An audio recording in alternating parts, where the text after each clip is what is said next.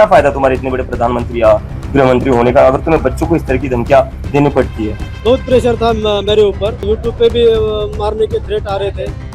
BJP में शामिल हो जाओ वरना परिवार को अंजाम भुगतना पड़ेगा।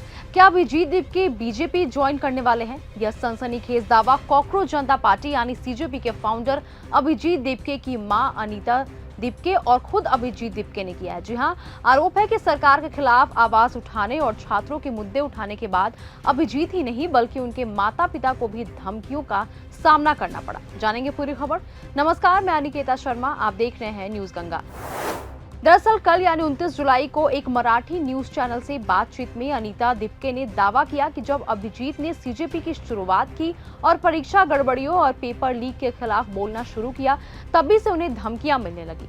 कथित धमकी में कहा गया कि अभिजीत बीजेपी में शामिल हो जाए, नहीं तो उनके परिवार को इसका नतीजा भुगतना पड़ सकता है। वहीं अनीता दीपके के मुताबिक खतरा इतना बढ़ गया था कि उन्हें और उनके पति को छत्रपति संभाजी नगर स्थित अपना घर छोड़ना पड़ गया। बहुत प्रेशर था मेरे ऊपर, यूट्यूब पे भी मारने के थ्रेट आ रहे थे। कोई कुछ बोलता था, कोई कुछ बोलता था, तो बहुत घबराहट हो रही थी और डर भी बहुत लगता था। तो वो डर के मारे हम 15-20 दिन घर छोड़ के बाहर गए थे। दोनों करीब 16 दिनों तक कोंकण इलाके में एक रिश्तेदार के घर छिपकर रहे। उस समय अभिजीत अमेरिका के बॉस्टन में थे और माता पिता की सुरक्षा को लेकर बेहद परेशान रहते थे। अभिजीत की मां का दावा है कि धमकी एक वीडियो के जरिए दी गई थी। उन्होंने बताया कि अभिजीत ने फोन कर कहा था कि वह खुद ऐसी धमकियों से नहीं डरते, लेकिन अपने माता पिता की सुरक्षा को लेकर काफी चिंतित है। इसी कारण उन्होंने दोनों को कुछ दिनों के लिए घर से दूर रहने की सलाह दी थी।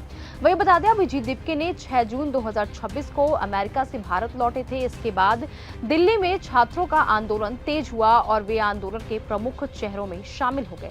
अभिजीत ने भी आरोप लगाया कि उन्हें बीजेपी में शामिल होने के लिए धमकियां मिली थी। धमकियां बहुत मिली कि बीजेपी में आ जाओ, अच्छा रहेगा तुम्हारे लिए, तुम्हारे परिवार के लिए। तो मुझे तो मतलब बहुत शर्म आती है कि इतने बड़े प्रधानमंत्री, इतने बड़े अमित शाह, उनके पोते की उम्र का मैं हूँ, उनके पोते की उम्र के बच्चों को इस तरह की धमकियां देते हैं।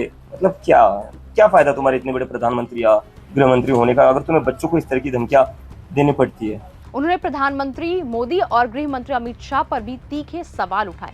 हालांकि इन गंभीर आरोपों की स्वतंत्र रूप से पुष्टि नहीं हुई है और अभी तक बीजेपी की तरफ से कोई आधिकारिक जवाब भी सामने नहीं आया है। अब सबसे बड़ा सवाल है कि अभिजीत और उनके परिवार को कथित धमकी देने वाले आखिर थे कौन?